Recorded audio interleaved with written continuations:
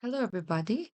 In today's video, I'm going to show you how to contact Discord support. First of all, open to your Discord website, and after that, in the top right corner, there's this icon for the help. Click onto this help icon, and once you're inside this help icon here, you can simply select to your submit a request in the top. Here you can also choose a category in the bottom here for the help and support, and here you can select the what type of the question that you need to ask. You can also type the issue that you're experiencing for your phone verification, your email, or to FA. And here, select to your email verification. So here you need to type down the subject and type down the description of the issue. And if you want to add any of the file which is optional, you can do that as well. And after you're done with it, click onto the submit in the bottom right. And that is it. Your request was successfully submitted to the Discord support. And this is how you can contact your Discord support.